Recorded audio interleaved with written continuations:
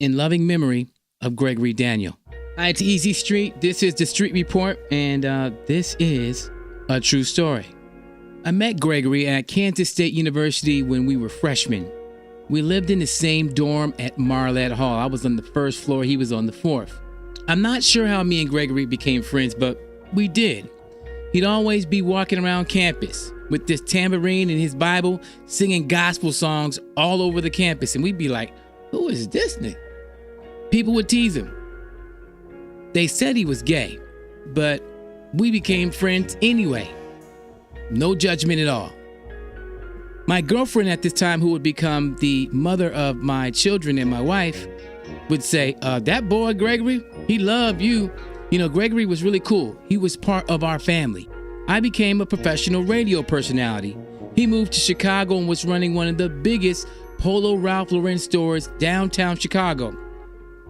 Years passed by. I hadn't heard from Gregory, but somehow, some way, we rekindled our friendship. And he invited me out to Chicago to the annual Chosen Few DJs house music picnic, where 50 to 60,000 people would come together in the park and enjoy house music. Gay, straight, black, white. Oh man, the food would be incredible. The music would be incredible. And we had a hell of a time. Southside Chicago, nothing like it in the world. We'd dance, we'd eat, ran into a few of his friends, but you know what? I never questioned Gregory's sexuality. We never talked about that at all. It was just all about our friendship. It was beautiful. I just loved him where he was, and that's all that mattered. My ex, Teresa, said that I was probably one of the only heterosexual black males to accept him where he was and for who he was, and that was the reason why me and Gregory became very close. So for 2 years in a row, I'd go to Chicago, fly out there, hang out with him, and we would enjoy this event together. It was amazing. Then in October of 2013, I received a phone call early in the morning from one of Gregory's closest friends. He told me that Gregory was murdered at his home on the west side of Chicago. I was shocked. His death is still an unsolved mystery. I didn't even attend Gregory's funeral. I was devastated. For some reason, I would check the doors at nighttime at my home several times a night and not know why. Gregory's murder was labeled as a home invasion. So with no shame, I went into grief counseling. The therapist suggested that I create something in memory of Gregory to create closure. But God, oh God, he had another plan about what I should do to create closure, to heal myself, to honor Gregory. I would use my voice and my platform to openly support the LGBTQ community. Tell me what your phone can do. Tell me what your phone can do. Hold on. Can your phone do that? Yes, everybody's phone has a flashlight. Okay. Right. Everybody's phone got a flashlight. But can it record it and make a video, put it on YouTube right now? Yes. No, it can't. Yes, Where your little raggedy phone at? Yeah, I can do it all. That's Gregory, yo. You gonna learn today. 1, 2, 3. Let's go. Are you ready? This ain't the radio. Are you ready? Let's go. The Street Report Podcast. He raps for the DMV to the fullest. Hosted by Easy. Mr. President. It is great to talk to you. Raw and uncut. Holla at your boys, it's Jay-Z. DJ Khaled. What up, though? It's your boy Big Snoop D-O-double-G. Rocking out with my nephew, Easy Street. Easy Street. The Street Report Podcast, hosted by Easy. Hey, this is Ms. Amirra O, and this is my story here on the Street Report. So how you been? Blessed, and yourself? Oh, I'm doing great. Good to see you. Good to Nice see you. seeing you You and too. the husband's here as well. Yes, he's with me. He drove out. Now, for individuals that don't know you, you are my favorite transgender rapper Yes, in the DMV area. definitely. You make incredible music. Thank you. I love your videos. Thank you. I love your spirit. I love your style.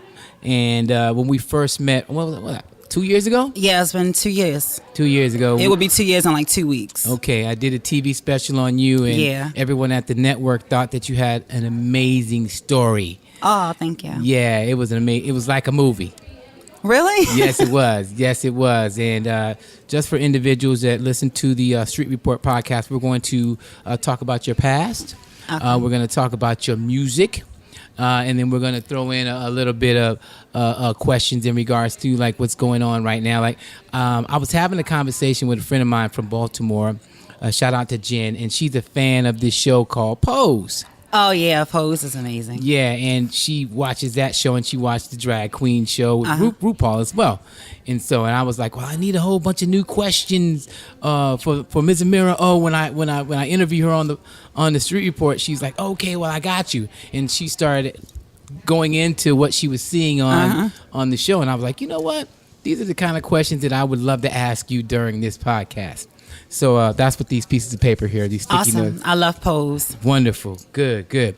So if this is your first time listening to the Street Report podcast, I want to thank you for tuning in. I'm live at the park. If you hear people in the background, we're just having a few drinks and relaxing. Shout out to Mark Barnes and his wife for allowing us to be here at 14th and Park. I also want to remind you now, please subscribe to the Street Report podcast. It's on iTunes, Google Play, Stitcher. It's on Libsyn. It's on Spotify. I'm also on wherever you listen to podcasts.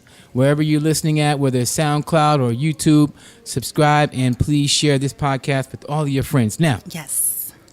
Ms. Amirra O, let's start at the beginning. Where were you born? I was born in Annapolis. Annapolis, Maryland. Yes. A few streets away from Baltimore. Yeah, pretty much. I was born in Annapolis, and we moved to Baltimore in the 3rd grade. 3rd grade. That's when the Yes. big transition happened to the big city. Yes, definitely a very big transition from Annapolis to Baltimore City. So who lived there with you in Baltimore at 3? That was my grandmom and my little brother. Okay, where was mom and dad? Not sure what dad was. Mom was in New York, and my grandmother had us at that time. That's what brought us to Baltimore. Okay, so mom and dad, they weren't with you when you were a child. Your grandma ended up. No, they were with me. My mom was always there, except for that time point with her and her husband, and she went to New York, and it was a lot of. She ended up getting into some criminal troubles, and I got sent with my grandmom, and so she got herself together. Okay, so grandma's mom too, right? Yes. Which is pretty normal in the black community. Yeah, it is. Absolutely. All of us grandmas, grandma's mom too. Yes. Absolutely. So now, you're with grandma for how long? I was with her for about a year. It wasn't long, for probably about a year. Okay. And then you ended up going back with mom. But we stayed in Baltimore. And then we went to Annapolis for like probably a month and then back to Baltimore. I was like one of them kids that every year we were moving. So every year it was like new school, new place, So every year we moved. There was not too much as far as leaving out the area, but from different sides of the east side of Baltimore, like going from Monument to Federal, living in Ashland and Port Street and Orleans and Chester and, different areas on the east side, and as well as Cherry Hill. Mm-hmm. So were there brothers and sisters or just you and mom? At this time, it was just me, my mom, her then boyfriend, and my brother. Okay. Wonderful. So where did you go to school at as far as junior high school and high school in Baltimore? Junior high school, I went to Hamilton Middle School. Mm-hmm. After Hamilton, I went to Lake Clifton High School. I got expelled out of Lake Clifton High School. What did you do? Was you rapping in class? No. Was you writing rhymes? Was you No. beatboxing? It was a big brawl, a big fight. Me and a bunch of girls fighting these guys, and really in Baltimore, especially up Lake Clifton, it was really hard not to get in trouble. It was always something, and at this particular time, it was some guys messing with us as we was walking down. Of course, I always hung with all the females, and it's the pack, and we just decided to snatch them out the car and went down right in front of the school. Oh wow! You never been locked up though, have you? No, never been locked up. Good. Praise God. Stay out of trouble, please. Only God. You know what? They say. I live by this credo. Okay, I can't do the crime. No, I can't do the time. Yeah. Jail is definitely no place for anybody. Definitely a woman. At all. No. So when did you start having the feelings that you wanted to be a female, or you started having the feminine female feelings? I always had those feelings.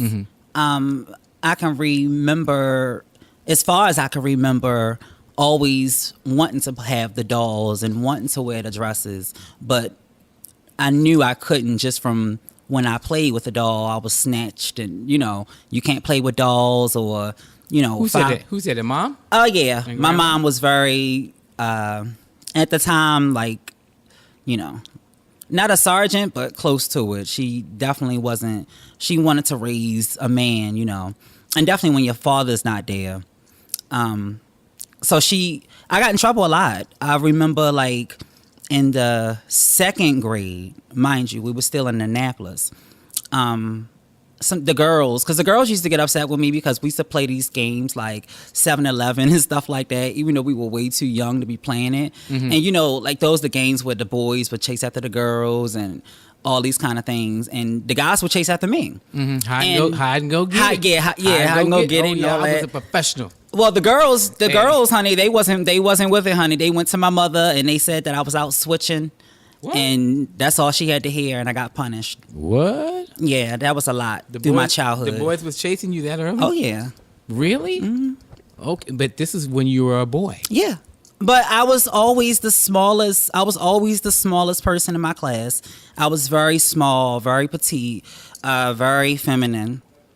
So, man and woman or whoever, you're not attracted to physical. You're attracted to the energy that you give. So these kids, even though they knew, okay, that's a boy, but apparently something about their energy attracted them differently. Mm-hmm. I think we were too young to really think sex, but they chased me right with the girls. I wonder, just think about it though, as children, because we're very, when we're small, we're not, our minds are not really tainted by, what grown-ups feel is, these boundaries, right.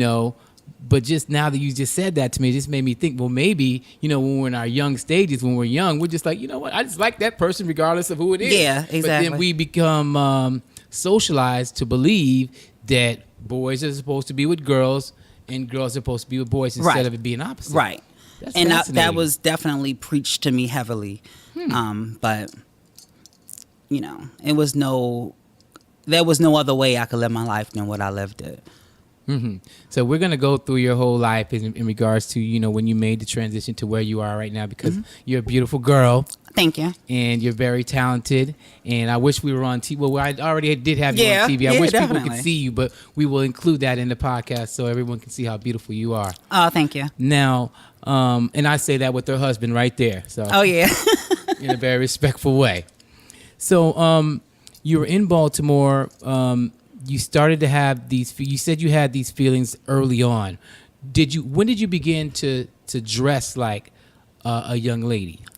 Well, nothing just happens. Everything manifests over time. Mm-hmm. Of course, once I started getting up the age of like 10 years old, that's when the other girls were starting to grow their little boobs and things were starting to turn a little different as we were growing up. I was very jealous. You were? Yeah, and they had their little knickerbockers on and, had their little outfits and I couldn't wear it, But my cousin definitely, look at you now. Definitely shout out to Takasha. She used to sneak me clothes. Really? So, yeah. So like I had what? Like what? Oh, honey, I had my bra. She showed me how to put on the bra. Really? Yeah, I had my dresses. I had my knickerbockers. Yeah.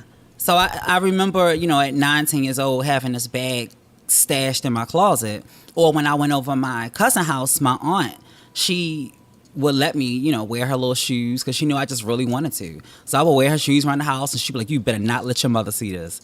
Mm-hmm. But, that's really how it was. And then I went into high school. At that point,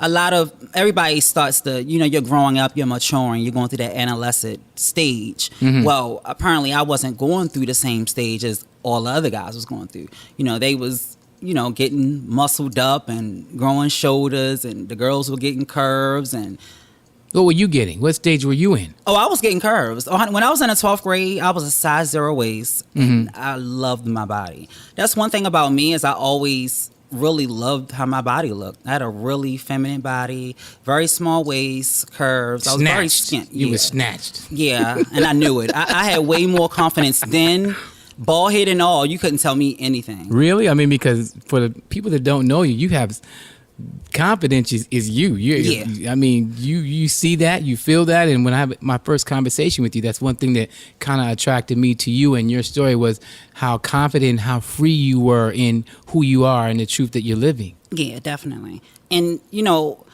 at that time, of course, like I couldn't just dress full woman. That's a lot of things manifest. It doesn't just boom, okay, I'm a woman now.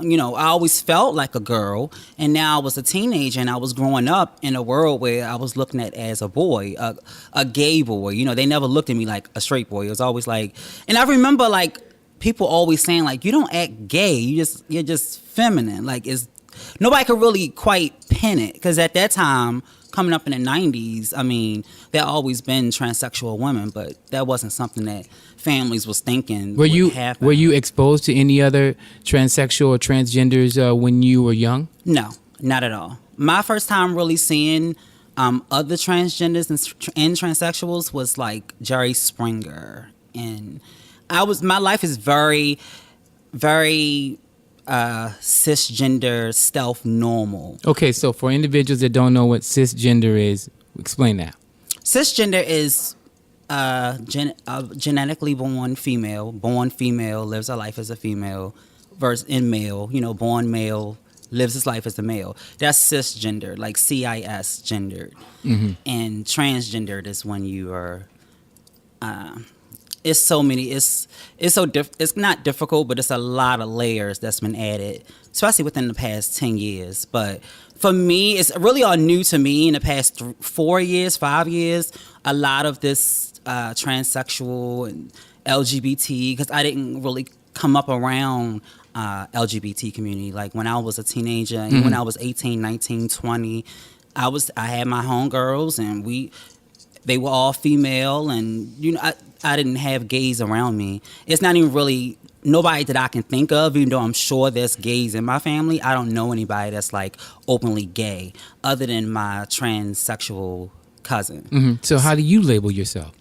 I really don't like the labels. I feel like, but labels are necessary to kind of begin the process on getting people to understand what you are. Mm-hmm. But to me, I would just say I am a woman who was born male. Okay. That's it. I don't know how else. I don't like all the terms, and I really don't even. It's like people putting you in a box. Right. I don't even go by the term transgender anymore, because it's just it's become a very broad term. And I just rather stick to what I know so that I don't get lost in who I am. And that's just, I'm a transsexual. I'm not confused in who I am. I'm not, it's not like a flip-flop type thing where I'm, a guy one minute, then a girl another. I'm always a woman. I've always been a girl that grew into a woman. I just was born male. I'm here with Ms. Amirra O. She is from the Baltimore area. She is a rapper. She's an MC. She's dope. She has dope music, dope videos. We'll talk about the music piece as we progress into more of her story about who she is and what she is all about. So now, do you remember the very first time, and I want the story about the time that you finally dressed up fully as a woman and presented yourself in public? Definitely. Well, the first time was when I went on a date. My mom was very against me living as a woman or dressing as a woman, but my dad, he wasn't so closed-minded to it. To him, he always knew that was who I was. He always said that. And he was, so pretty much, he let me stash my little girl clothes over his house. Oh, really? Yeah. That's interesting. At this time I was 17. I just graduated high school, because I graduated high school early. And so whenever I was just starting to date and stuff, and like the internet was popping, it was just beginning really with like AOL dial-up and all that kind of stuff.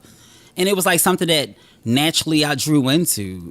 We didn't know that was going to be, the internet was going to be what it was, but that was my way of being able to meet guys, or at least check out guys and them know who I am. Because one thing about me has always been very honest about my gender, or however you want to put it. Like, I've always been very honest. I have a question about that later on too. Yeah, I never felt comfortable being around people that didn't know really, especially on more so a friendship type vibe. Like I don't like to even be too much in a close setting without people really knowing, especially at that time, because men were very attracted to me everywhere I went. Men were just all over me.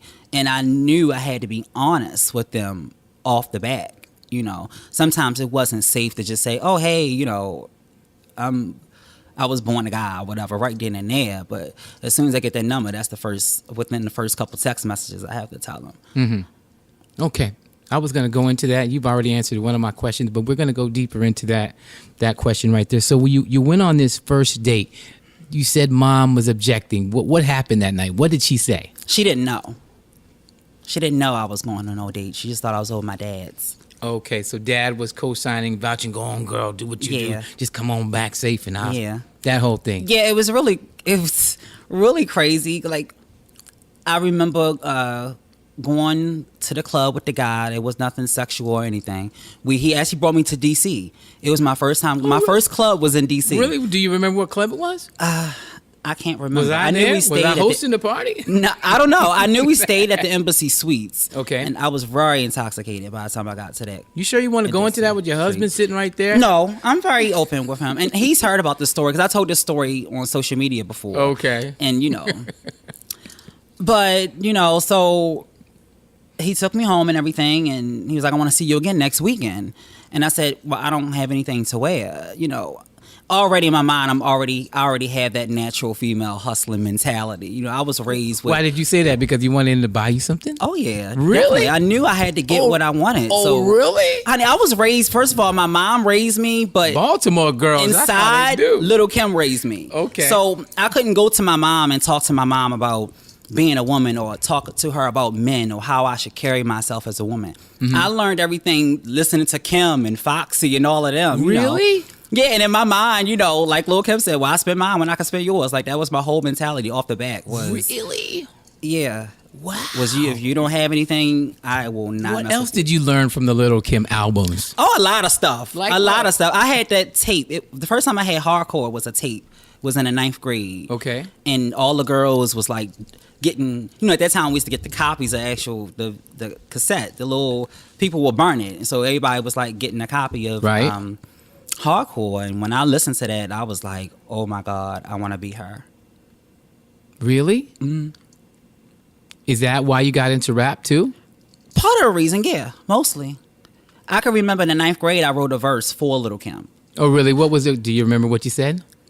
Yeah, it was like something like, all right, Puff, ain't no guff, just give me the Glock. Where's the clock, the bomb, the medium charm? I got 10 minutes or less, you pick the best. I'm going to get these coon-ass niggas off your chest.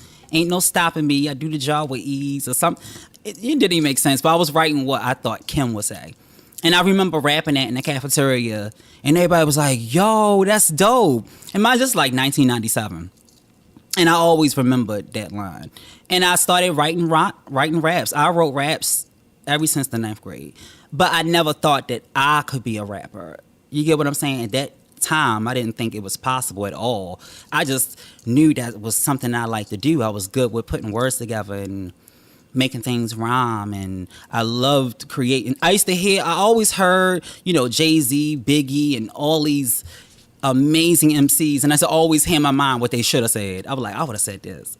Like literally to like a Biggie track. I would literally be like, that's dope, but I would have said such and such. Like, and so I started writing my own little verses to different beats and stuff, and that's how that was. A lot, even through high school, people knew me for rapping. I used to walk down the hallways just rapping and stuff. Because I was really a mess by the time I was in high school. I was 12th grade. I was making my own clothes, female clothes. I was wearing makeup. I was like. So in high, you said 12th grade. Is that when you first? Is that when you first came out? As far as who you are, as far as what we see today, as far as you dressing and your hair and everything. When did that was 12th grade? Or before then? No, the hair didn't come until after high school. The hair came when I went on my first date. But before that, leading up to that, was just the idea of, I knew like I had such a small waist, and wearing the guy pants it was so huge on me. So I used to always snatch the waist in, you know, to kind of give me that curve. And then eventually I was like, well, let me just get some women pants because they fit me like perfectly. Okay. And so from that moment on, I used to like, just like the rest of the girls that would, you know, put something on, leaving out the house, and then when they get to school, it's a different outfit. I pulled that same move. Like I would have jeans on that was tight, but I would pull them all the way down, unbutton them, and have like a long shirt over so my mother couldn't see. They were just kind of sagging. Okay. And as soon as I hit that corner, honey, I'll pull them pants up, take that shirt off. It was like, let's go. Here I go. Let's And get I really was the girl in high school. I was very popular. I bet. Because I got my respect because I beat people up. I actually can fight very well, and in high school, that's what I did. As you say something about me, you call me a agate or a drag queen, or I will beat you up. That was my next question. How was it for you coming up in high school? It was great. Being a transgender. It was great for me. You weren't transgender. You were transsexual at that time, right? Well, transgender, but I didn't know I was transgender. Okay. I just knew as soon as I get out of high school, since I'm 18, honey, I'm gonna be wearing what I want to wear, live the way I want to live. It wasn't no way of me actually putting that into a word, or, you know, I didn't have nobody around me to say, oh girl, that's what this is, and I didn't have that. So the word transgender, really, I didn't really catch the drift of too much of the detail of what that was until probably about 5 years ago. That was my first time even being around other transsexual and transgender women 4 or 5 years ago. So you didn't have any fights in high school or anything in regards to your sexuality at all? Oh, yeah. Or you did? Yeah. Well, see, I was never a violent person. Whose ass did you kick? Well, it really started in elementary school because I was teased a lot. I can remember, you know, in middle school, in the 6th grade, going to the bathroom, and the boys would like try to kick me out the bathroom. They like, "You're not a boy. Why you in here?" Or they were like, "While you're trying to stand at the stall and pee," they would like kick me in my ass while I'm at the stall and stuff. Like, get out of here and stuff like that. And the girl, she'd be like, "Just come in the bathroom with us." But eventually, I just snapped and I just, you know, started swinging. And I was winning, and that was just my way of dealing with it then. So now, were you ever kicked out of school? Yes. Were there conversations with your parents, with school officials about this? Hey, this is why this is happening. Did the school system or people inside the school system deal with the fact that these events were happening and these fights were happening because of your sexuality? No, that was never a situation. They didn't. In school, if you get into a fight, if y'all both hit each other, y'all getting suspended. They never investigated and asked. Okay, well, look, she's, you know, decided. Well, she's living her lifestyle like this. Well, then it was he in school. There was Okay. he. There wasn't no she. There was no, you know, oh, you're transgender. Now's the time where it's like that. Back then, it was not like that at all. You know, I had great teachers and stuff because I always was very intelligent. I always got great grades. The only time I got in trouble was when I was fighting. But by the time I got put out of Lee Clifton and I got sent to Baltimore County, I was I'm not a bully, but my personality was very, you try me and I'm ready for you, like off the bat. Mm-hmm. And me coming from Baltimore City, a lot of people in the county at that time was like, oh my God, you know, you from the city, so you can fight. And I used to always say, everybody in the city can't fight. But, you know, that's how that went. Then eventually, after high school, 3 days after I turned 18 is when I moved out. And I moved in with my roommate in Tyrena. She was 25. I had just turned 18. And she's the one that pretty much got me my real beginning living as a woman. Like, to the details of things. She taught you? Right. Like, you know, you need your slips, you need your lotions, your body washes, and, you know, you're going to need plenty of this. You're going to need your nightgowns, your bras. Like, she's the one that actually started buying my whole beginning of my wardrobe. Mm-hmm. And she got me kind of used to having things in bulk. Like, so when I buy stuff, I got to buy like 3 or 4 of them. Okay. You know, so I lived with her for about a year and a half, and everything kind of just went up from there. I remember going homeless then. I didn't want to go home to my mom, so I stayed out in the streets. So I wasn't in the streets, but I was staying with people, like couch surfing, like pretty much. And I was staying with my sister Tiara, And in West Baltimore, which I never really lived in West Baltimore, but that one time, and the house caught on fire. It was a mess. And so she was homeless now. So Red Cross put us in a hotel. And eventually, I remember one time we were staying at her old foster parents' house. So she lived with them when she was a kid. And they just let us come just for a little while. But of course we couldn't get no keys or anything, and we hang out late or something. And me and Tierra separated, and I ended up going back to that house, and I couldn't get nobody to open up the door. And it was so cold out. It was literally like, it was freezing. I remember I passed out, just, balled up on the porch. And, that's all I remember was waking up. And that's when I said, okay, I got to go back home. Right. So when you went back home, were there open arms? Were there discussions? Definitely. With my mom. What got said? My mom, I think it was the idea of it, of what she was raised with, with gays and anybody a man that dressed like a woman or whatever it was, you were beat, you were killed. So that was her thing. Or you got HIV. That was her. It was more of a fear for her. But like the minute she saw me dressed up, it was like for her an instant relief. Like, you actually do look like a woman. Like for her it was a safety thing, because it felt like, well, she actually blends with, like it. I was more so being harassed when I was bald headed. What did she say when you walked in dressed like a woman? Hey, you look just good. As a woman. She just said, you look good. That was it? Okay, and what was her mood like when she said those words? Was she happy? She was just happy to see me, because I was avoiding her for a while. How long was that when you were separated from mom? Probably about a year. And then eventually she said, you need to come, see me. And I'm like, well, if I come see you, you're going to, see how I'm living my life now. Right. Okay. So now let's talk about the big decisions that you made in regards to your transition. As far as when you decided, okay, you took this step and you wanted to take it to the next level. Talk about the next level as far as the decisions that you made about who you want to be. Honestly, it wasn't never any levels or anything, because, mind you, I've never had any plastic surgery or anything changed. I didn't even start hormone therapy until I was 29 years old. So at that point, I was already living as a woman for 11, 12 years. For transsexual woman, male to female, it softens your skin. It, of course, grows your breasts.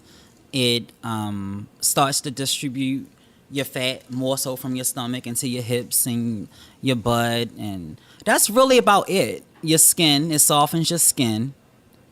It's a lot of hair I don't grow. Like, I haven't shaved my arms in probably that was one of the questions. So it helps you be able to it controls your hair growth. For some people, it's not going to completely stop hair growth, but I've noticed even on my legs, like patches of hair that don't even grow back anymore. I remember when I was like 16, I was a hairy goddamn monster. And I was very young. I hated just the hair on my body. It felt like a fungus. So what'd you do? You shaved it? Oh, yeah. I would shave every piece of hair off my body. I wanted no hair on me. I wanted to be just, spick and span. Okay. I didn't like hair at all. Well, you wanted the girl feel. You wanted the girl. You wanted to be in line with how you felt on the inside, and that was obviously in conflict with the hair was in conflict with what you were feeling on the inside. Definitely. It definitely was. Okay. So what has life been like for you since you decided that this is my truth, this is who I am, and this is how I'm going to live it? Talk about the process of that. Well, my life's been great.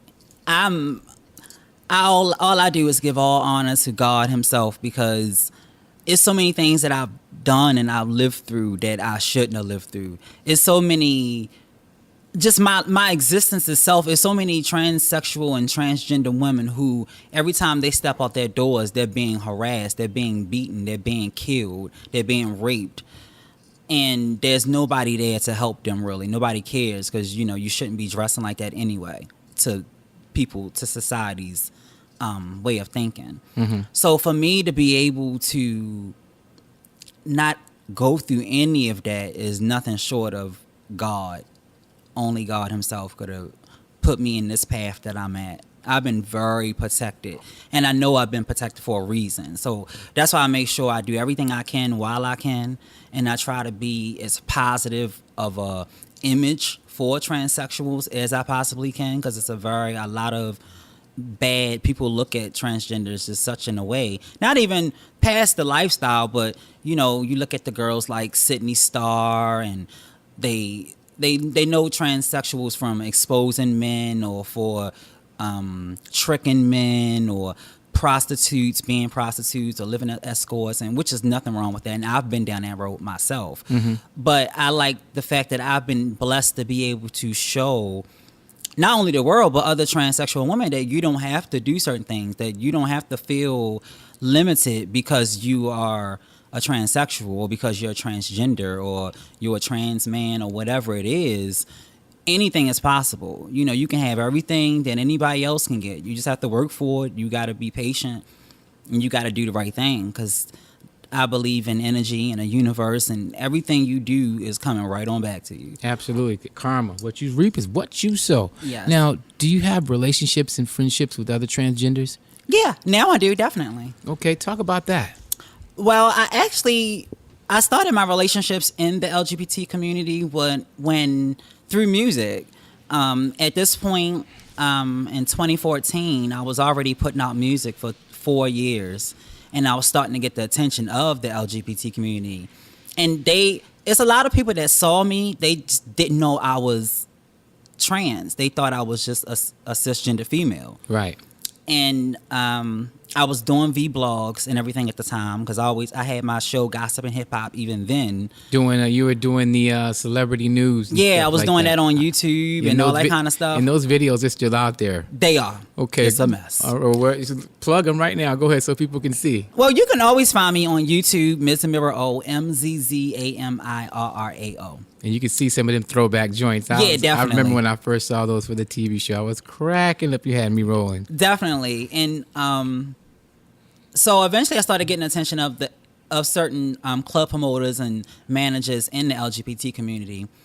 And they had a trans expo. My real close friend now, but her name was Tiki Stanley. You may know Tiki. Yeah, definitely shout out to Tiki. She had hooked me up with this showcase for transsexuals. They knew it was a lot of talent, a lot of rappers and singers and models and fashion designers. So they put this expo together, and there probably was about 10 girls that rapped and sang, and some of them was models, some of them designed the clothes, and that was like my first time being around other transsexual women and being able to talk to them and all of that kind of stuff. And most of the girls then, we are very close even still to this day. Good. Wonderful. Definitely. Creating those relationships and those friendships with the common bond is, that's what life is all about. And those things are really, really hard to find. That's why I asked about that. Yeah, I've met some very great people, especially, through Ms. Amirra O, kind of exposed me to a world of people I never would even knew if I never started rapping and all the things I do now. So I have one more question before we go in the music direction, and that is this. So do you have relationships and friendships with heterosexual women? Yes, definitely. And what are those relationships like? Well, I only have about 5 friends, like, close friends that I grew up with. They're all female. We're all still close. We've known each other. My best friend, Tierra, we've been best friends since the 10th grade. And it's so ironic because, it's 5 of us, and I was the first one to get married before all of them. And then they all followed. Were they jealous? I got married. I don't know. I don't think so, because everybody used to always say that about me. They used to be like, "You're going to be married. I can see you getting married." But, and so, yeah. But I definitely have heterosexual women. Definitely women, period. Women are amazing. Women nurture the world. They are the world. So absolutely, we all come from one. Oh yeah, definitely. Yep. So now, what about women that you didn't know from the past? Do you have current, like people that you met in the last 2 or 3 years that are heterosexual, that know your sexuality and know who you are? Do you have those kind of relationships too? Yeah, definitely. Through work, because of course, outside of the music, I'm a pharmacy technician. I've been in the pharmacy 12 years now. So through them years, I've been working different pharmacy. I meet a lot of my friends and stuff just working. You know, in the pharmacy, you work very closely together. So, you know, either you can't stand each other or you eventually start to be really cool. Mm-hmm. The reason why I ask is because I have a couple of friends that are gay males, and they have some amazing relationships with heterosexual straight women. And I see, like, I'll go to a football game, you know, with my friend, and the women just love him, and it's like it's overwhelming. Like, really? But see, So that's very true. I'm just trying to figure out like where that energy comes from. That's and, very and do true. you experience that even though that you're a transgender, because he's living as a male, just a gay male? It's different. It's different. All my female friends, anybody, we're women, and women look at a transsexual woman as competition. So it's different. A gay man is kind of like, just like I have, shout out to Izzy, I have gay friends.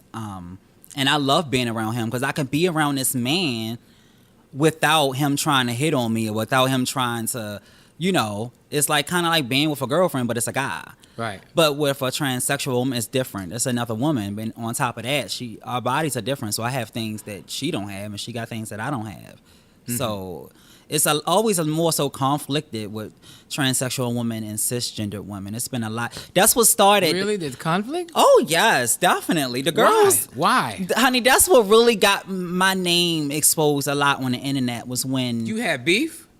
Oh, yeah. It was this chick. Physical altercations? No, not physical. No, never. Or just words? Just words. I would have to. I really would try so hard not to put my hands on any woman, but you know, it wasn't that deep. It was just a girl that got on social media and she was doing a vlog about all these transgenders popping up and these men thinking they women and all of that kind of talk. Because a lot of especially black women, African American women, and of course not all, I would say probably about 65%, they kind of look at it in a certain way because they know we're direct competition. It's not that many men out here. You know the whole term, both either men are dead, in jail, or gay. Right. Now it's a fourth one. Now, you know.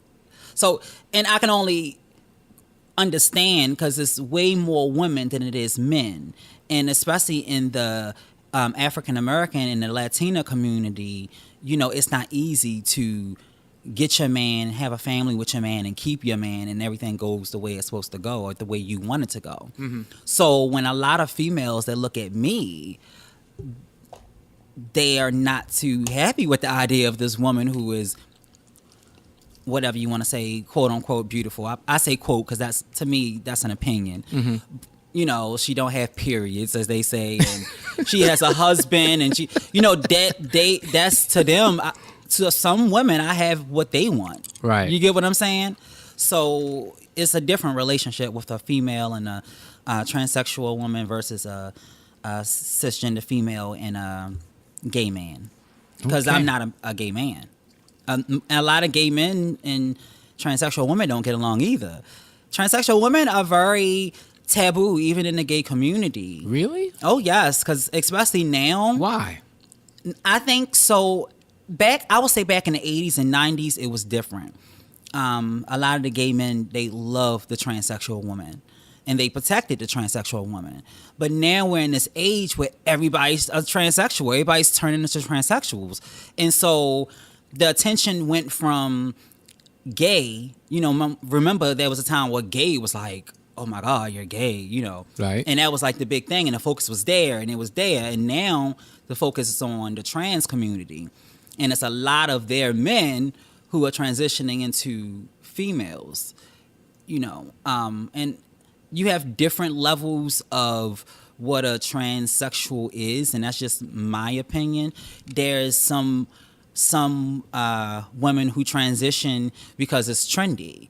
You know, it's women. I'm sure women that probably a lot of my fans or vixens, you know, see me and they like, I want to look like that. I want to be that. And just because they think it's hot, they think it's fabulous, they think it's glam and all the things. And so a lot of the gays are very shady, especially on social media. You know, they say, you still a man. You ain't no different than me. You know, they have that kind of, they very fierce. Shade. Oh, and see, the thing is, like, I get a lot of love from the LGBT community, period. A lot of gays, because I look like a woman and I'm pretty, and you know they like that. But if you are a transsexual woman and you look like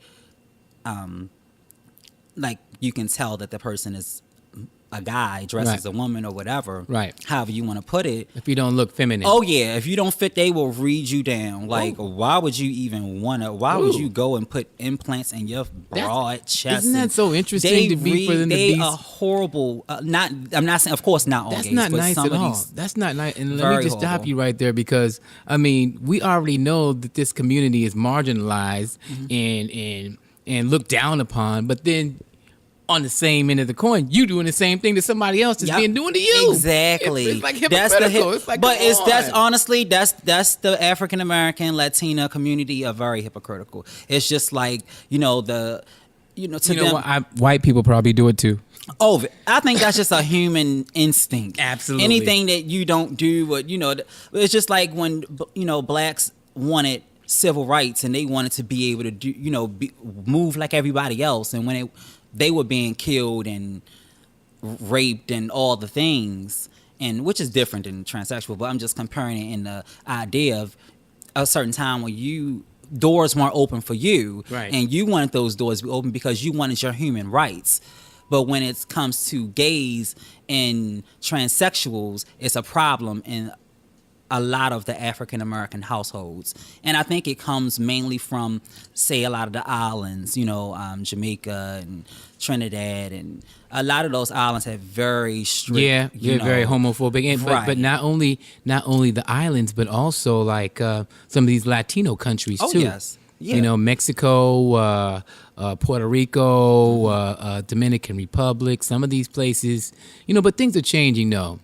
They are, but not really. Yeah, We've already had, worldwide, we had like over 300 transsexual women killed. Yeah, I heard worldwide. about those numbers, and that's tragic. And and the numbers rise every year. Yeah, whatever we need to do to fix that needs to happen. And I think that this conversation that we're having today is part of that, because I want people to hear your side of the story. That's why, I love who you are, and the opportunity to be able to sit down and have this conversation for thousands of people to be able to hear. Definitely. I think that puts us in a better place for people to be able to have a better understanding of, who you are, what your lifestyle is. And I think once we begin to normalize it, because people are not going to stop this. This is going to become normal. Maybe we may not see it in our life, but I think in the next 20 or 30 years, is going, or maybe even 40 or 50, that it's going to be normal. And everyone's not going to be looking at each other just because they decided to dress this way or to live this way or have this kind of change with their body or to have this type of a lifestyle. That's my prayer for us to get to that place. I don't think that I'm going to see it. It's already really heading that direction. It is. If you look at the way a lot of the world is now, especially when it comes to transgenders and transsexuals, right? These kids are like getting on hormone therapy. Yeah, and they're completely skipping the whole process we had to go through of turning into men. They're skipping that and going right into growing breasts. And so a lot of the new girls coming up, 10 years from now, these girls are going to be, Right. Well, the thing that I think that's beautiful about that is not only is that happening, but you also look at this generation is way more tolerant than us. Yeah. Definitely. The kids that are in school right now, they're like, oh, yeah, no. Definitely. Oh, yeah. And we'll stand up and be like, no, you're not going to treat my friend like that because X, Y, Z, da-da-da-da-da. Yeah. So they're growing up in a time, in a space, and with the mentality and the ideas in their mind that, no, it's acceptable. And I think as people get older and the old heads begin to die off, kind of like what they say with the government here. When these old white males are gone, that's when the real change, when the it's new always going to be something though, because moves in. you're always going to have that negativity. I believe you can't have positivity without negativity. It's always one. They come Yin and the together. yang. Yeah. That's what my EP is about, pretty much. Is Okay. you know, the good and the bad. Well, you know what? ugly. That is a great point for us right there to segue towards your music. Yes. What's going on with your music? I'm excited. I'm working on my new EP. Well, the EP is done. The EP is just being in the mixed and mastering stages. What's it called? It's called Life Path Number 5. Okay. Why that title? Life Path Number 5. I have one of my close friends, Niambi Prodigy. She is into numerology and things like that. I'm not really too much into it, but she had told me, you know, your life path number is number 5. And so I go to Google Life Path Number 5, and I'm like, reading all this information, it was like literally connected to everything, to my life, to my existence, on who I am and my good sides, my bad sides, and why. And it was just very deep for me. And like instantly I was like, I want my EP that title, because this EP was already headed supposed to be very not too conscious, but conscious enough to bring a message, but still hip enough that the street's going to listen to it. And so I just changed. I changed the title of my EP was going to be A Mirror with the Bars, and I changed it to Life Path Number 5. Well, I think that was a great choice, and Yeah. I'm going to tell you why. I just recorded another podcast the other day with 3 individuals from the hip hop community and the music industry and the radio industry, and we were talking about 3 amazing albums that came out in 1993. We talked about Snoop Dogg's Doggy Style. Yes. We talked about Tribe Called Quest, Midnight Yes. Marauders, and we also talked about the Wu-Tang Clan, 36 Chambers. Yes. Okay, so we already know that Wu-Tang Clan was deep into numerology. Yeah. And one Yeah, of the they were. reasons why they came up with 36 Chambers is because what? They had 9 members. Right. They had 4 hearts. What's 4 times 9? 36. 36. So for you to tell me that you were using numerology and thinking that deep about your album also tells me that this is going to be a very special project. Oh, I'm so excited. How about many this. songs are on the EP? It's 9. One, we're still working with the copywriting, so I'm not sure if that's going to go through, but definitely 8 records. Okay. It's an EP, so it's a short formed album. But every record is amazing, even the introduction. It's just they all go so well together. Like, it's my best production ever, really.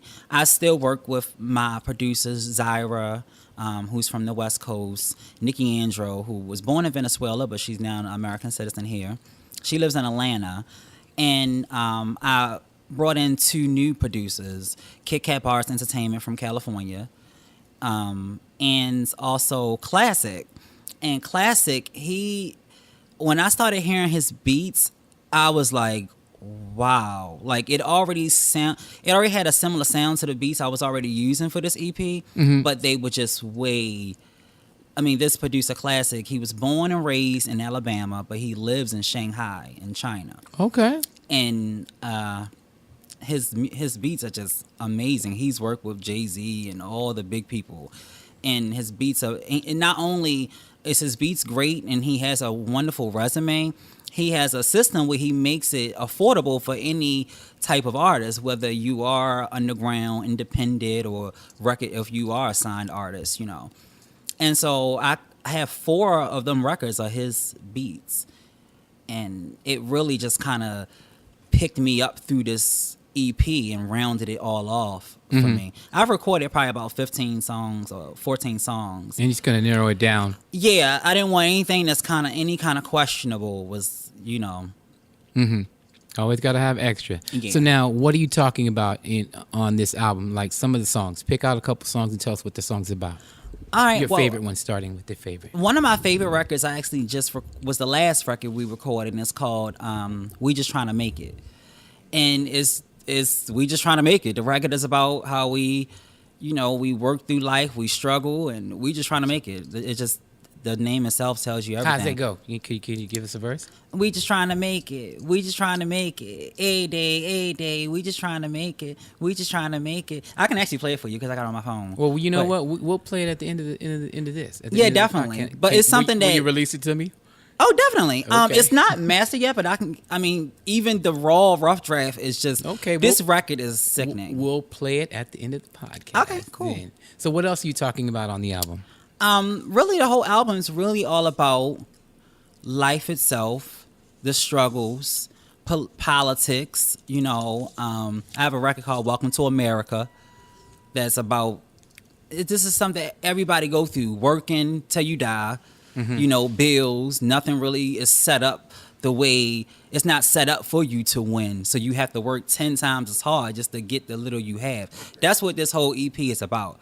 I made sure I made a form of music that everybody can relate to. That was going to be my next question. Is it for everyone or just for the transgender community? No, it's never. One thing, all my music is always for everybody. I did have a record, Why Do You Hate Us So Much, which half the record was about transsexuals being murdered and the other half was police brutality. Mm-hmm. But I always make music that anybody can get into, no matter what race you are, as long as if you're not overly privileged, you'll relate to this project. Mm-hmm. So now, your fan base, has any of your fans ever came up to you and like, yo, I really love your music, but you know what?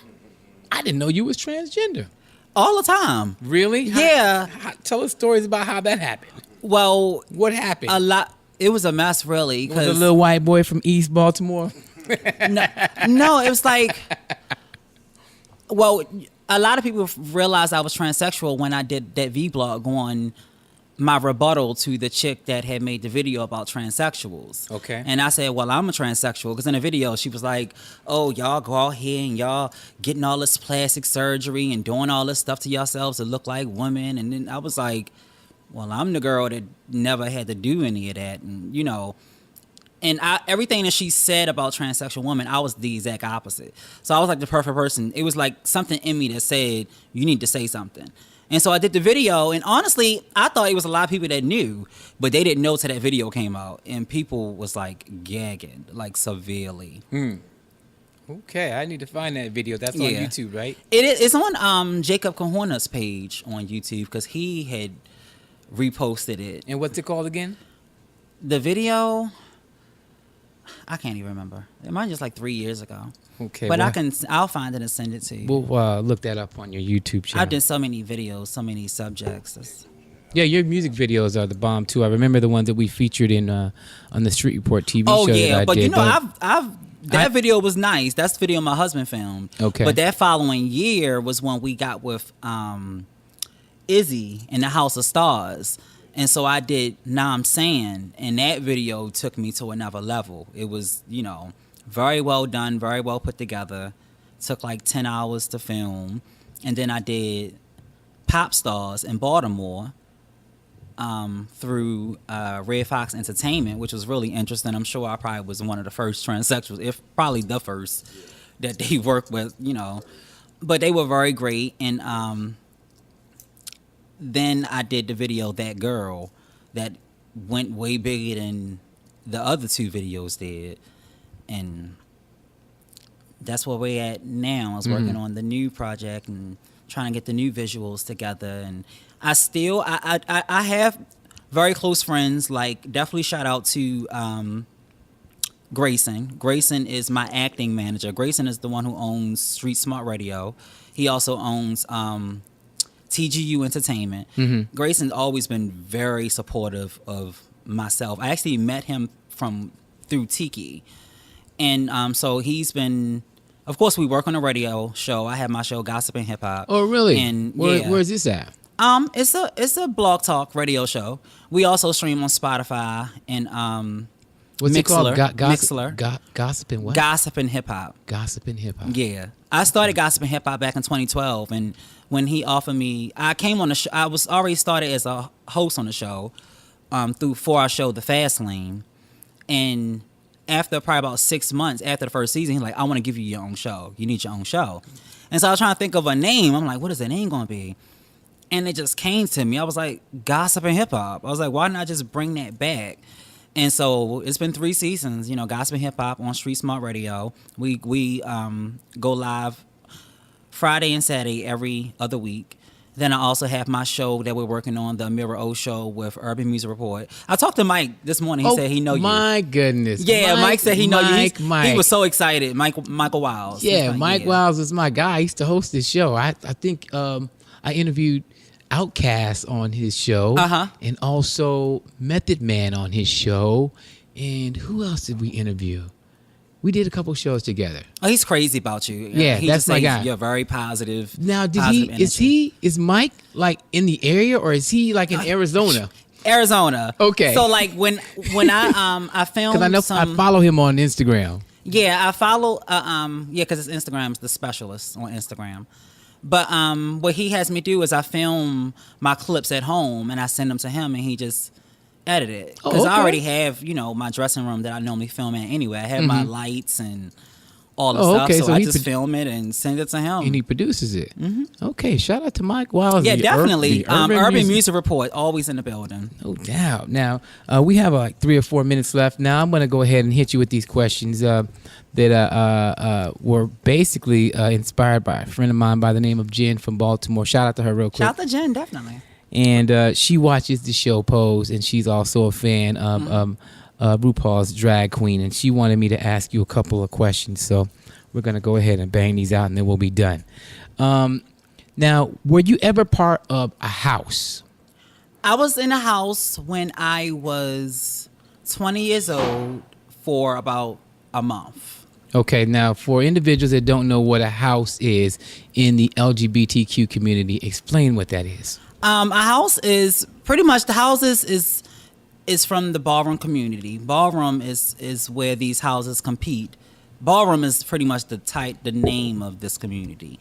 But houses began when a lot of LGBT families that abandoned them, people went homeless and had nowhere to go, and eventually they started making their own families. Right. And then you start having all these different families and who compete in these balls. And they had names and they called them houses. Yes, exactly. You got House of Mizrahi, House of Ebony, House of Milan. I mean, it's so many different houses. And these houses have mothers. Yes, mothers, fathers. Explain who the mother of the house is. Mothers and... See, I know a lot just because a lot of my friends are ballroom. But that's how it works, I guess. It's like, you have the mother and you got the father, and you got the kids, you got the uncles and aunts. Right, so the mother is one that oversees all of the kids that are also LGBTQ. Yeah, they'll have overall mother and you have different levels of mothers. You got a mother of say in the New York area. Mm-hmm. Then you got the overall mother who has New York, Jersey, Philly, Baltimore. They have certain. So what we've seen happen is in the LGBTQ community, individuals have created their own families outside of their biological families. Right. And it's obvious the reason why. Mm-hmm. Okay. Just wanted to ask you that. It's mainstream now, honey. Yeah, Ballroom it is. Is everywhere. It pretty much is. And that show Pose shows that as well. I haven't really watched it. I love it. I mean, I'm a fan of the documentary Paris is Burning. That was really good. And I just never really got a chance to watch the Pose show or RuPaul's Drag Queen show either. I never watched Drag Race. One of the reasons why is because TV taints shit, man. TV always changes it and switches it and just for show. And that's one of the questions that I have for you. Are shows like that accurate? Are they accurately depicting what the LGBTQ community is really all about? I can't speak for any other show but Pose, and I will say Pose is very accurate. And I only know this not because I'm from that time, of course I wasn't, but I know a lot of ballroom people. Even my cousin Genovia, she's filmed in episodes of Pose. You got Dominique, who's one of the stars of Pose, and a lot of the stars and characters in that TV show are actually ballroom characters, like actual legends and icons. So it's not like a bunch of, actors and actresses. These are actual ballroom people who are playing these parts. Even the extras, and these are all real ballroom people. Right. They have a club that they call Pose, and that's when they film a lot of scenes at. Isn't that important though? Because I remember there was a big ass beef that went on about an actress that was going to play the role of somebody that was a known lesbian, and people were upset, saying, "Wait a minute, how you going?" I think it was it Katy Perry? One of them white girls. One of these, who it was. Was it not Katy Perry? Natalie Portman. I don't know. One of them white chicks. They were like, "Nah, man, nah, she can't play her." And she came out and she was like, "You know what? I got to step back because it's the girl that plays I can't even think of her name. I think it's the girl that plays Wonder Woman." Whoever her name is, I think that. You think it was? I don't think it was her. It was somebody like that. I know it was a very popular actress. Yeah, and she was and like, it was a trans. I thought it was a trans. I think that it's a trans role that she got offered, and the big problem was, well, you have all transsexual actors that are out here like really Laverne Cox, and right? So why not have them in it? You know, but that's Hollywood. Hollywood, they do that. They you know. They'll take it and tweak it just to make it entertaining or whatever. But why not get another transsexual woman or an actual person who experienced that? So, why do you think in today's society so many people are intrigued by transgenders and transsexual people? Because there is an intrigue. There is. And sometimes it's very overwhelming. It's growing. Yes, a lot of times it's very overwhelming. And it's not a bad thing either. No, it's not. I think it's a good thing. At the same time, like when I was coming up, when I was 18, 19, 20, 21, transsexual wasn't really a thought. So it was easier to push through because nobody was thinking, oh, that's a transsexual woman. Nobody was thinking that at that time. Now, people are aware, and they are very aware. So they looking, any woman that look good, they like, hold up, let me clocking. Right. So it actually makes everything. That word, clocking. Yeah, exactly. They clocking boots. And now I got clocked at my job like a couple months ago. And does that bother you when people are trying to figure out who you are? It didn't bother me. It just caught me off guard because nobody normally clocks me.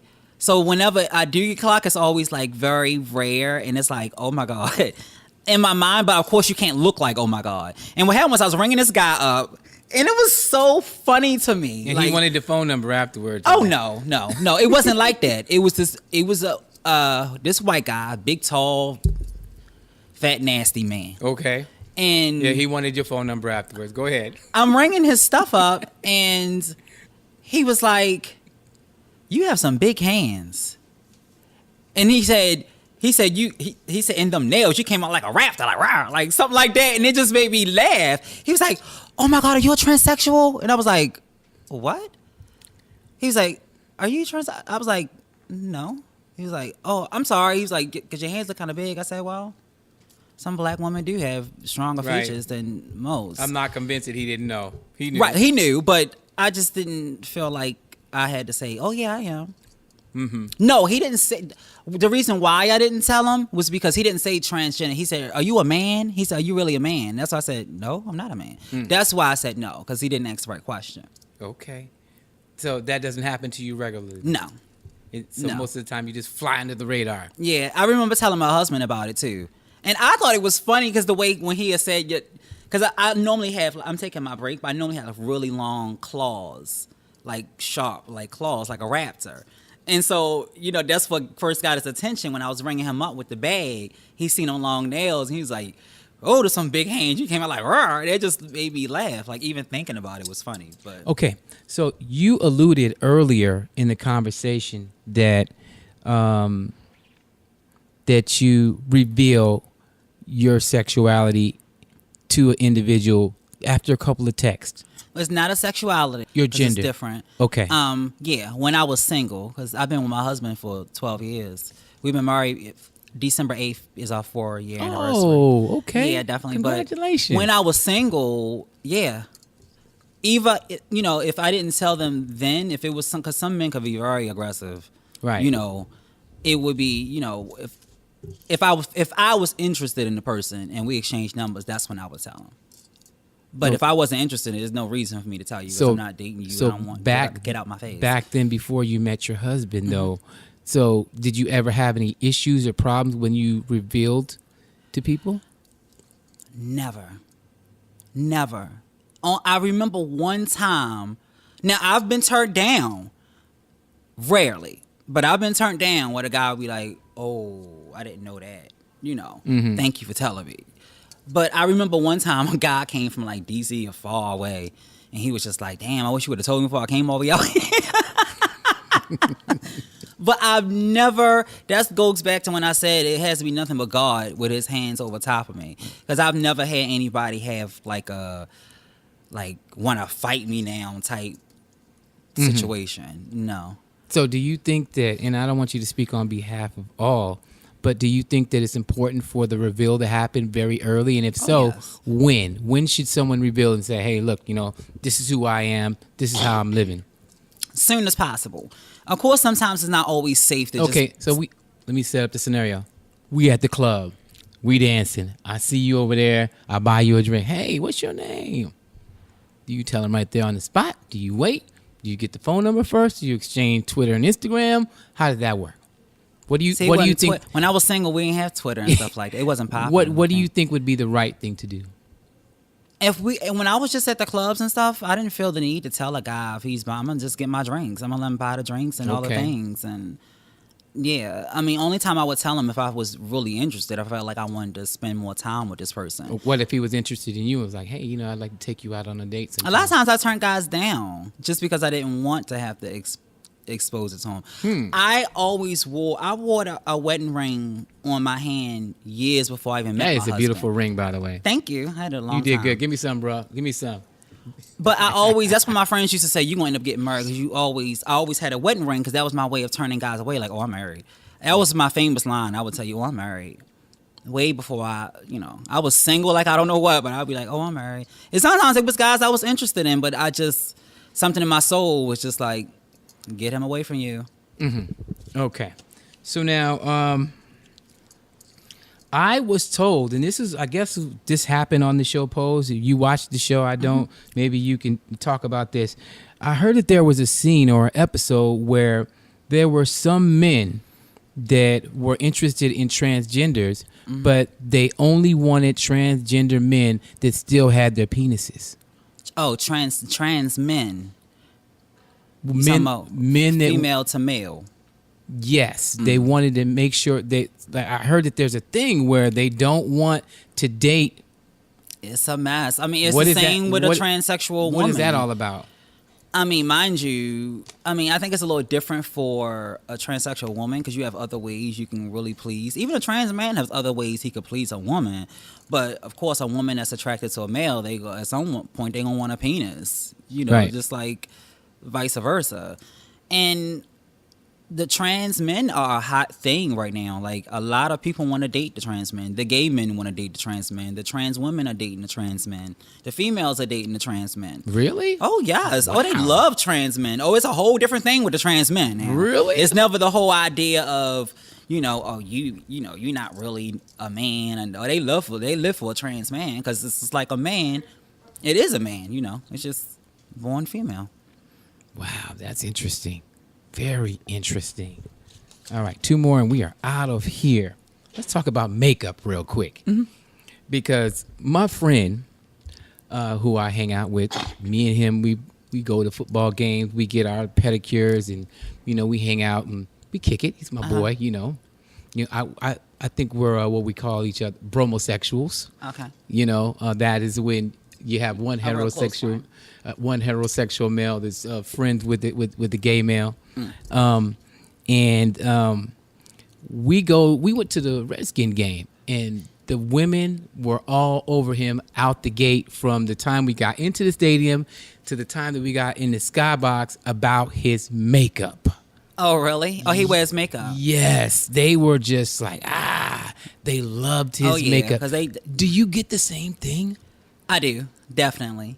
But of course, women, they want when they see something that looks appealing, they want that too. You know what I'm saying? So they want that gay friend because that gay friend to get you together. Yes. That gay friend gonna make sure your makeup look good. He gonna make sure everything's on point and all the things. But a lot of women see me and be like, "Who does your makeup?" Right. And a lot of famous African American women, they have gay makeup stylists. That's all that they'll use. Oh yeah. I'm just wondering where did all that come from? How did that happen? I don't know. Because I'm not a gay guy. I think they just really, some of them, because not all gays are into makeup and stuff, but some of them are just very talented. You know, I think it really comes down to when you grow up with really nothing and you have to work with what you have. Mm-hmm. You get what I'm saying? So you build a skill. And a lot of the gays went to a lot of nice like art schools and stuff like that too.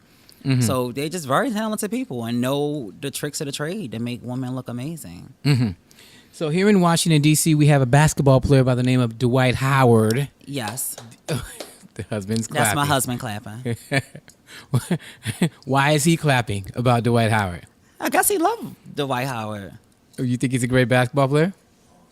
Okay, he's awesome. So now Dwight is in the news. Mm-hmm. Have you heard about what's going on with him? Of course. Okay, so do you got the backstory? Go ahead, give the backstory really quick. You report. Well, it's really simple. I don't know. It's all allegedly because we don't know what happened or what the situation was. But there is an androgynous gay male who came out and said that he was in a relationship with Dwight Howard. Now, the androgynous gay male wears long hair and he wears makeup and stuff like that. So a lot of the media flipped that to transgender. They're like, so what is androgynous? Back up because it educate me. Androgynous is a man he's a man. He loves being a man, but he likes to wear makeup or hair or lashes. You know, it's a big movement these days. That's not transsexual? That's why I was saying it can be so many layers of transgender. Right. That's why I go by transsexual. Okay. So you know I'm not a cross-dresser. I'm not a drag queen. I'm not gender non-conforming. And I support and I am allies with all of them. But I am a transsexual woman. That's it. So now this is all alleged, and they're saying that Dwight Howard and his pastor threatened this gentleman to keep him quiet, to say, hey, look, you know, you need, and I've heard that this individual in the past has made allegations about someone for financial purposes as well. Did you hear that? Yeah, he's like, apparently the first time I seen that Mason, I think his name is, the first time I saw him was a story like a week before that. It was like around Thanksgiving, and he was saying how something about his mom is not accepting of his. It was this big thing where his mom did something very disrespectful, and it's all because he was gay or something. That was the first time I seen him, and then like a few days later, it was I used to mess with Dwight Howard. So, and he has a book that just came out a couple months ago. So is a tell-all book. Is that all fishy to you? So it's very fishy. Of course it's very fishy. So you don't think that it's true? I'm not to say it's not true. I don't know. It could be true. It could not be true. But, you know, either way, he running with it. A lot of times it don't matter whether it's true or not. It's all the perception. If people think it happened, it happened. Especially in this business. And I'm sure that's probably why they was threatening his ass like, you need to stop, because but he want that fame and he want that name, just like Sydney Starr. She that got Chingy all mixed up, you remember? Yeah, I remember. She lied and said that she was messing with him, which was horrible, ruined his rap career, period. I'm not gonna blame it all on her because he was kind of late. I wasn't a big Chingy fan. He did have one song, but he wasn't like this crazy talented rapper either. But once that came out, even though it never happened, that was it for his career at that time. And then, of course, she came out later on to say, oh, that didn't happen. Yeah, and there's been other people, too. I believe with the singer Bobby Valentino. Yeah, Bobby. It's a lot of the guys that be. It's a lot of guys in Hollywood that love transsexual women. But do you think that? I mean, is there any meat to that story? Is that true or? Yes, with Bobby, I'm sure. I mean, mind you, everything is allegedly to me because I'm not there. Right. I'm not dating him. I don't know him. I don't know anything about him or any of these people. But Bobby's been caught. I mean, mind you, the video was the girl filmed him running out, trying to run out her house, you know, saying, stop, don't try to film me and all that kind of stuff. I remember that. Yeah, so he was caught red-handed, and he still was messing with other girls. And I knew it was true from hearing other girls. A lot of girls was like, oh, girl, everybody know Bobby messed with the girls. So there's a lot of stuff that happens and behind the scenes that people don't know and they're not supposed to know. But when I remember when that situation had with Bobby Valentino, a lot of girls was like, why is everybody gagging? Like, everybody know Bobby's into the girls. So, Okay. All right, let's close out with this piece. And thank you so much for the insight on all this, because I learned a lot, and I'm all about learning. Oh, yeah. And making sure Thanks that for other people having us. learn by listening. What up, y'all? It's your girl, Ms. Amirra O, and you're listening to Trying to Make It. Turn me up, Bow. Ms. Amirra O. You know what it is. Classic. Classic. We just trying to make it. We just trying to make it. A day. We just trying to make it. We just trying to make it. We just trying to make it. A day. We just trying to make it. They say the ring won't last, yet we fully drenched. No umbrella, never know how bad it gets. So driven, got the heart, I'm a savage bitch. But I think the good in me hold me back a bit. Always trying to make sure everybody's straight. When you running in place, you can't run a race.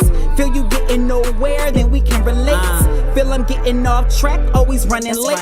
Yet I keep going, I keep moving. Mirror never give up and keep proving. What can you do? You do all you can. Gotta do more, it's just part of the plan. Come on, what kind of life is this? Make me wanna grab the gun and take all your shit. When you tryna do right, get as hard as bricks. You can't give in, you can't give up, you gotta win. Yeah, and we drip and we froze. Gotta look good for the camera. Pose, anything goes when it come to bank rolls. If I say it in a song, cause we in the same boat. Yeah, what kind of life is this? Yeah, what kind of life is this? Yeah, what kind of life is this? Seem the harder you go, then the harder it gets. Hey, we just trying to make it. We just trying to make it. A day. We just trying to make it. We just trying to make it. We just trying to make it. A day.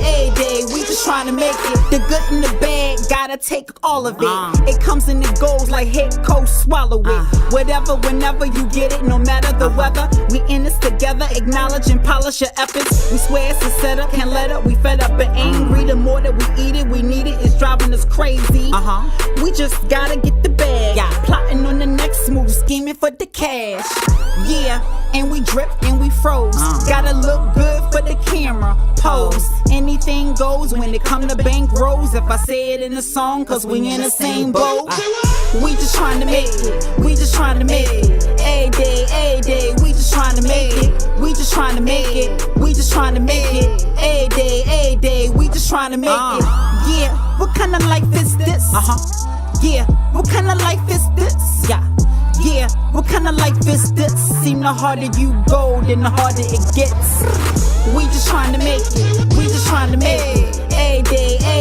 We just trying to make it. We just trying to make it. We just trying to make it. A day. We just trying to make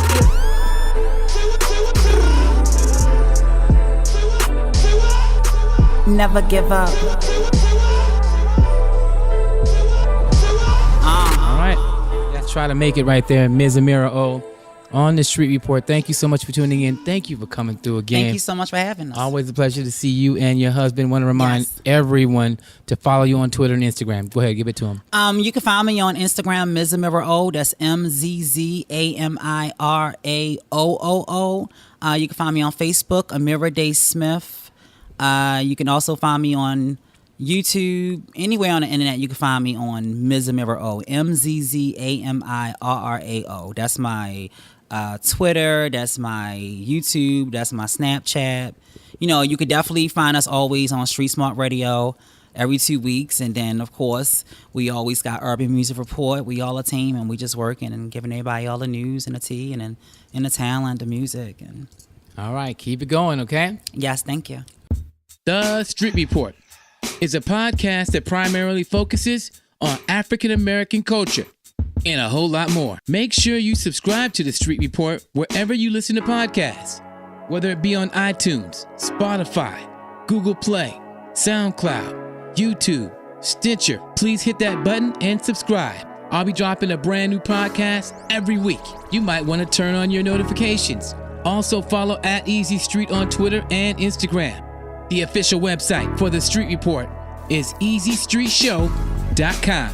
The Street Report Podcast is being brought to you by, produced by, engineered by Sia Multimedia, a digital production company specializing in podcasts like this, social media strategies, and online social media commercials for your business.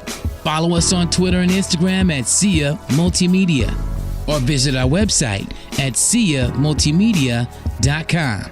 That's CYA Multimedia.com. Sia Multimedia, making sure all eyes are on you.